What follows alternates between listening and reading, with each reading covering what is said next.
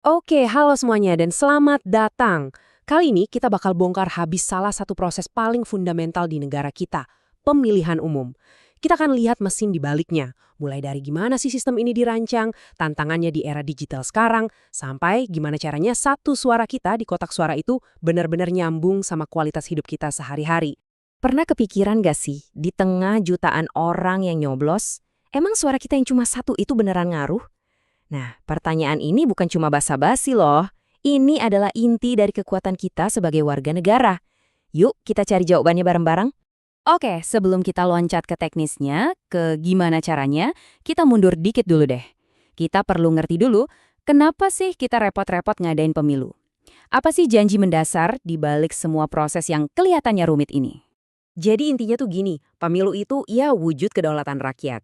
Ini adalah mekanisme di mana kita sebagai warga negara minjemin kekuasaan kita ke orang-orang yang kita pilih.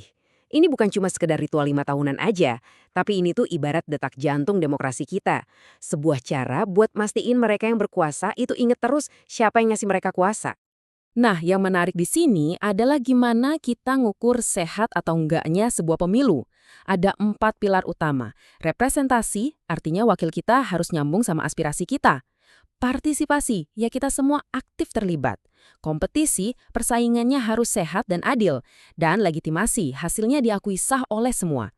Bayangin aja ini kayak 4 kaki meja. Kalau salah satu aja goyang, wah bisa ambruk semua tuh struktur demokrasi kita. Makanya ngejaga keempatnya itu penting banget. Oke, tadi kan kita udah bahas kenapanya. Sekarang, yuk kita masuk ke gimananya. Ternyata, ada banyak banget cara loh buat sebuah negara ngubah tumpukan kertas suara jadi kursi-kursi di parlemen dan pemerintahan. Tujuannya sih sama ya, sama-sama mau mewujudkan suara rakyat. Tapi caranya, wah bisa beda banget. Ada yang fokusnya ke stabilitas, ada yang lebih mentingin keadilan perwakilan. Mari kita lihat 3 pendekatan utamanya. Sistem pertama, ini yang paling simpel nih, namanya First Past the Post atau FPTP. Bayangin aja ini kayak lomba lari. Siapapun yang nyentuh garis finish duluan, dia yang menang. Nggak peduli selisihnya setipis apa. Sistem ini bagusnya bikin pemerintahan jadi stabil. Tapi banyak suara buat kandidat yang kalah bisa jadi hangus. Artinya, di satu dapil kalau ada calon menang 51%, suara yang 49% sisanya itu kayak, ya udah nggak dapat perwakilan sama sekali. Nah, ini nih trade-off-nya. Nah, berikutnya ada representasi proporsional. Ini sistem yang kita pakai di Indonesia buat legislatif. Gampangnya, bayangin aja ini kayak lagi bagi-bagi pizza. Kalau satu partai dapat 30% suara, ya mereka dapat sekitar 30% kursi di parlemen. Jauh lebih adil kan buat partai-partai kecil? Minusnya, karena banyak partai kecil bisa masuk parlemen, jadinya jarang ada satu partai yang mayoritas mutlak. Akibatnya ya gitu, pemerintahannya seringkali koalisi rame-rame yang kadang ya gampang goyang. Terakhir, ada sistem campuran. Coba bayangin deh, kalian punya 2 suara. Suara pertama buat milih kandidat lokal terbaik di daerah kalian, kayak sistem FPTP tadi. Suara kedua buat milih partai di tingkat nasional yang hasilnya dibagi secara proporsional. Tujuannya?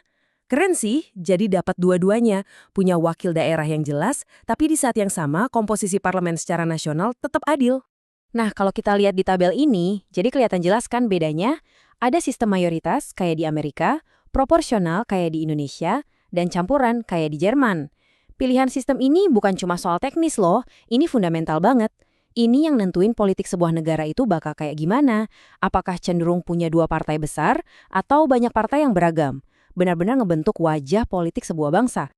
Oke, sekarang kita pulang kandang. Yuk kita zoom in ke Indonesia. Gimana sih negara kita menerapkan semua konsep ini di lanskap pemilu kita yang super kompleks dan beragam? Jadi Indonesia tuh milih model hibrida yang unik ini ada alasannya. Sistem proporsional buat DPR dan DPRD itu dianggap paling pas buat negara kita yang super beragam, biar semua suara bisa terwakili. Nah, sementara itu, buat presiden kita pakai sistem mayoritas. Tujuannya biar presiden yang kepilih punya mandat yang kuat, yang jelas dari rakyat. Nah, ini nih salah satu debat paling panas sekarang, soal pemilu serentak. Putusan Mahkamah Konstitusi ini penting banget, karena ini ngebuka pintu buat misahin pemilu nasional dan lokal. Jadi, intinya, ide serentak itu lebih fleksibel dari yang kita kira. Kuncinya bukan di harinya harus sama persis, tapi lebih ke siklus kekuasaan nasional dan daerahnya. Terus untungnya buat kita apa? Coba bayangin, kita nggak lagi pusing 7 keliling dibanjiri info capres, cagup, caleg, semua barengan dalam satu waktu. Kita jadi bisa lebih fokus kan? Waktu pemilu nasional, kita bahas isu nasional. Pas pilkada, baru kita fokus ngurusin masalah di daerah kita sendiri. Oke, kita nggak bisa lari dari fakta ya. Kita sekarang hidup di era digital. Dan ini mau nggak mau bawa tantangan sekaligus peluang gede banget buat demokrasi kita, termasuk pemilu. Nah, salah satu inovasi yang paling sering diomongin ya ini, e-voting. Idenya simple, pakai teknologi biar pemilu lebih cepat, lebih gampang, dan lebih akurat. Kedengarannya sempurna kan? Tapi di balik janji efisiensi ini ada lapisan risiko yang, wah, gede banget dan kompleks. Slide ini nunjukin kalau ternyata nggak ada satu resep yang cocok buat semua negara. Di satu sisi ada Estonia yang sukses banget pakai voting online. Tapi di sisi lain, negara maju kayak Norwegia malah mundur karena khawatir soal keamanan dan kepercayaan publik. Ini pelajaran penting banget buat kita. Nah, buat negara kepulauan segede Indonesia, tantangannya jadi berkali-kali lipat. Mulai dari ancaman hacker yang makin canggih, terus infrastruktur internet yang masih bolong-bolong, sampai ke pertanyaan paling dasar. Emang kita bisa percaya 100% sama sistem digital yang nggak kelihatan buat menjaga suara kita? Jadi, isunya tuh bukan bisa atau enggak, tapi gimana caranya biar benar.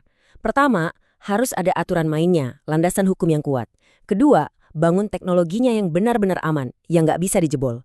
Ketiga, dan ini penting banget, edukasi kita semua sebagai masyarakat biar ngerti dan percaya. Dan yang terakhir, sistemnya harus transparan abis, bisa dicek dan diaudit sama siapa aja. Oke, kita udah ngobrolin banyak soal mekanismenya, soal cara kerjanya. Sekarang, coba kita mundur selangkah. Kita tanya lagi, sebetulnya ini semua buat apa sih? Apa tujuan akhirnya? Pertanyaan ini penting banget, karena ini ngingetin kita kalau pemilu itu bukan tujuan akhir.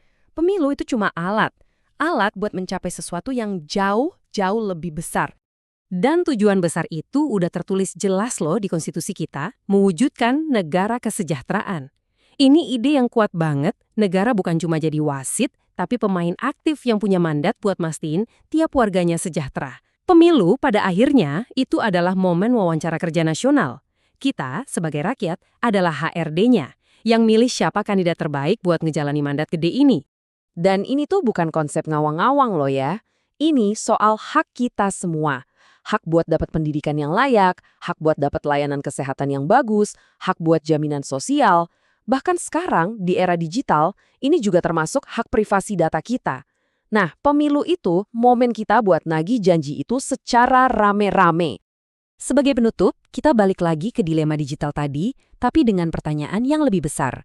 Seiring teknologi makin canggih, nanti kita mau prioritasin yang mana? Apakah kesempurnaan teknis proses pemilunya? Atau kita mau lebih fokus mastiin hasil akhirnya, yaitu hak-hak dasar kita semua, beneran terwujud?